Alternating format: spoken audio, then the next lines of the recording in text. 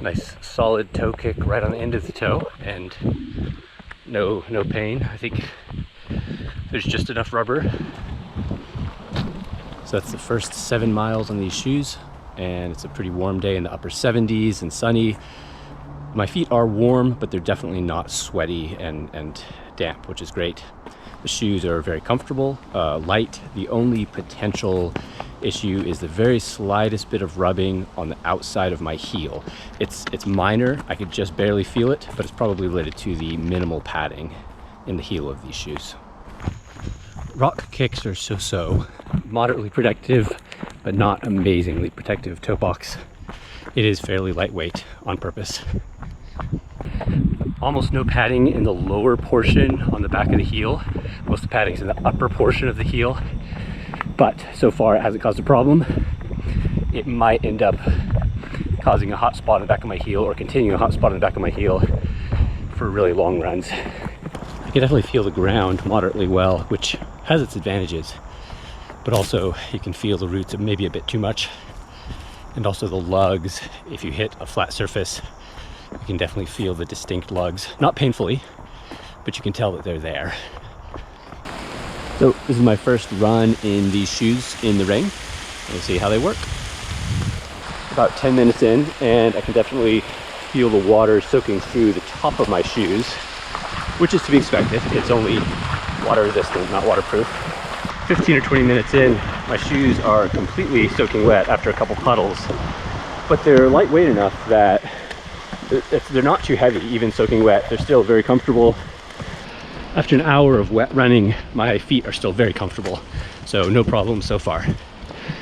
I am surprised with how white they stayed running through mud and puddles.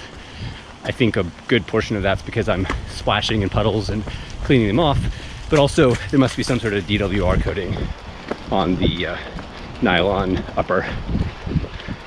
So far the toe box seems moderately secure, at least on reasonably technical trails. I'm still potentially worried if I take it out on a very technical trail that the toe box won't be quite secure enough, but so far working great.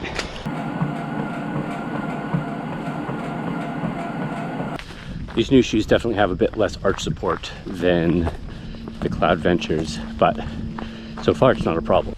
And I am back in my on Cloudventures, not the Peaks today.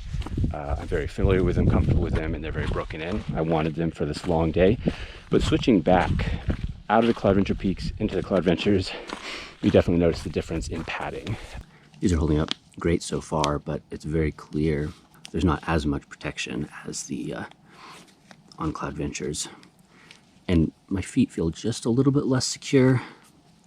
I'm going to tighten them up. Hopefully that'll help. But there definitely is more movement, a little bit less stability in padding. I'm about 15 miles in on a trail run, and no complaints about the shoes. There's just a few very slight hot spots, but nothing bad. Nothing that's going to turn into a blister over the next several miles. Pretty comfortable. They're not quite as secure. You know, my ankle turns just a little bit easier than in my Cloudventures, the non-peak version. And also just a little bit of sliding on some wet rocks, possibly because of the hard rubber sole. These shoes really do sort of gently hug your feet. There's no major pinch points. It's very comfortable all around. So it rained most of last night. There's a little bit of mud and some water to deal with this morning, but this water resistant material on the upper, which is a little bit more substantial than mesh, is definitely helping keep my feet dry from shallow puddles and mud. About 12 or 13 miles in, and these shoes have been wet, or damp and wet most of the time. So far, my feet are holding up okay. No significant increase in rubbing or discomfort.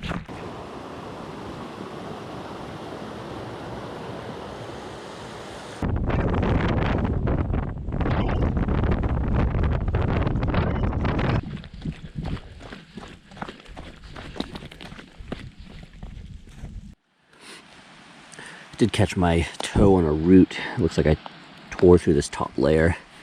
It's definitely taken a beating in the last couple runs, so I'm not surprised. It's a fairly thin material, and it held up better than I expected for how thick it was, but looks like it wasn't destined to last forever. After several hundred miles, I think it's finally time to retire these shoes. There's also a few spots where the upper and the rubber are coming apart. The rubber's peeling back a little bit.